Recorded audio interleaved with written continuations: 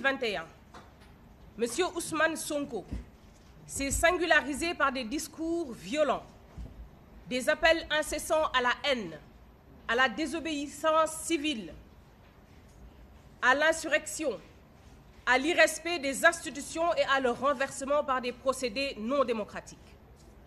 À titre d'illustration, et lors de sa conférence de presse suite aux accusations de viol, il tient les propos ci-après.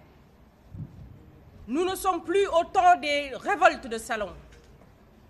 Notre moment de vérité est arrivé, celui des véritables gladiateurs. Le combat s'annonce mortel.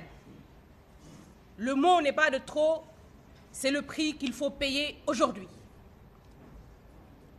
Dans un meeting aux Parcelles Assainies le 14 mars 2023, il demande aux jeunes de prendre les armes et d'être prêts à se battre pour déloger du palais le président de la République et le traîner dehors comme si c'était le cas pour Samuel Doe. Dans le même sillage, il a appelé à défoncer les domiciles des autorités étatiques lors des manifestations en promettant que les agresseurs allaient y trouver des milliards. Quant à Juan Lopez Branco, avocat au barreau de Paris et constitué pour le compte de M. Ousmane Sonko, il s'est également distingué sur les réseaux sociaux à travers des attaques virulentes contre l'État du Sénégal, allant jusqu'à appeler à la révolte et à l'insurrection. Sur réquisition du procureur de la République, un mandat d'arrêt international a été lancé par le juge d'instruction du second cabinet du tribunal de grande instance hors classe de Dakar contre maître Juan Branco. Arrêté et déféré devant ce magistrat, il a été inculpé des chefs suivants: complot contre l'autorité de l'État, diffusion de fausses nouvelles, actes et manœuvres de nature à compromettre la sécurité publique, à créer des troubles graves ou à enfreindre la loi. Il a ensuite été mis en liberté provisoire et placé sous contrôle judiciaire. En ce qui concerne M. Ousmane Sonko, le procureur de la République, fort des pouvoirs que lui confèrent les articles 1er et 32 du Code de procédure pénale, a requis l'ouverture d'une information judiciaire. Le doyen des juges qui a été saisi à cet effet a inculpé M. Ousmane Sonko des chefs suivants: acte de nature à compromettre la sécurité publique ou à occasionner des troubles graves, association de malfaiteurs en relation avec une entreprise terroriste, attentat et complot contre l'autorité de l'État en relation avec une entreprise terroriste, le financement du terrorisme, provocation directe à un attroupement armé, diffusion de fausses nouvelles, complicité d'homicide volontaire par incitation et provocation, vol. Il a été ensuite placé sous mandat de dépôt. Par lettre en date du 7 août 2023, l'agent judiciaire de l'État a informé les juges d'instruction de sa constitution de partie civile dans les procédures ouvertes contre M. Ousmane Sonko, M. Juan Branco et d'éventuels complices ou co-auteurs. Un pool d'avocats chargé de défendre les intérêts de l'État du Sénégal a également été mis sur pied pour se constituer dans ces procédures et dans toutes autres concernant les dégradations, les pertes, les préjudices infligés à l'État du Sénégal dans ce contexte.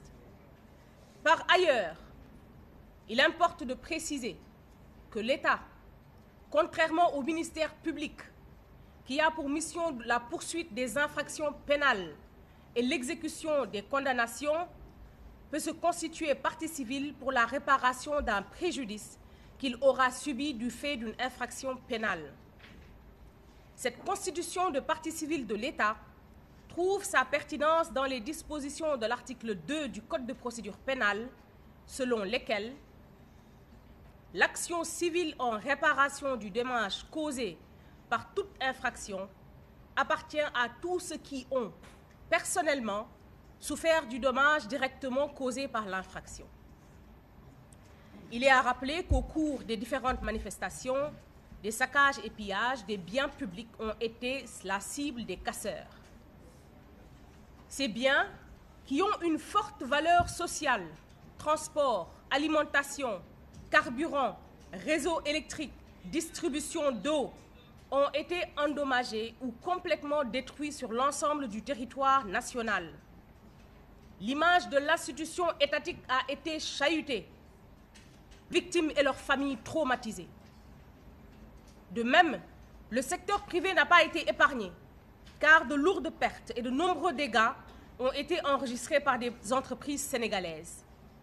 Cet état de fait a des conséquences très néfastes sur l'économie nationale, avec un fort impact négatif sur les politiques économiques.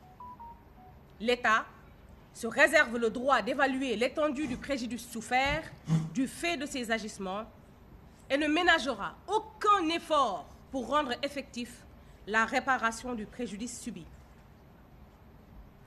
Le pool d'avocats rappelle que dans le cadre des procédures susvisées, il poursuit et entend ne poursuivre que l'objectif de la restauration et de la préservation des intérêts de l'État du Sénégal par la manifestation de la vérité judiciaire, le respect de la présomption d'innocence, la garantie d'un procès équitable, mais aussi et surtout le principe sacro-saint de la séparation des pouvoirs. C'est pourquoi le pool attire l'attention du groupuscule se définissant coalition des défenseurs des droits humains sur les dangers et le précédent grave que constitue ce type d'appel, par lequel des individus qui se proclament intellectuels et défenseurs de l'état de droit et qui condamnent dans leur pétition la violation de ces règles fondamentales. Ces manœuvres et désinformations sont à dénoncer, car elles encouragent une immixtion du pouvoir exécutif dans les attributions légales du juge d'instruction et lui imposent une parodie de solutions judiciaires. Il est à rappeler aux pétitionnaires d'un document à effacer des tablettes de l'histoire que l'état de droit que nous partageons tous ne saurait différencier le traitement des citoyens devant la règle de droit, ni passer par pertes et profits la profanation sauvage du sanctuaire universitaire, de l'incendie criminel de la faculté de droit.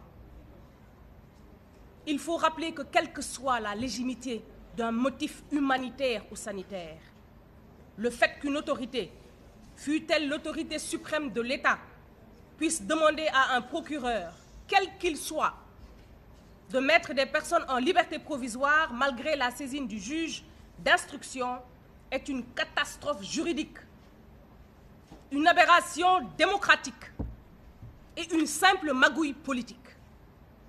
Le magistrat instructeur reste le seul garant des droits et libertés des personnes mises en cause jusqu'à la prise d'une ordonnance de règlement, sauf la vigie essentielle que constitue la présence rassurante et le ministère de l'avocat à toute étape de la procédure. En définitive, les conseils de l'État contribueront sans complaisance à la manifestation de la vérité.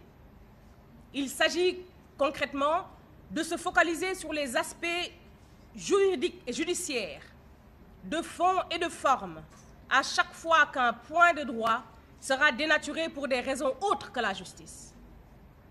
L'État du Sénégal, dans sa mission de préservation des intérêts publics et privés, entend se défendre devant toutes les juridictions pour obtenir réparation des dommages et préjudices découlant de ces infractions et permettre la défense de toute victime de ces exactions et actes terroristes. Telle est l'économie, messieurs et mesdames, de la déclaration faite par le collectif des avocats de l'État, constitué aux côtés de l'agence judiciaire de l'État pour la défense des intérêts de l'État du Sénégal.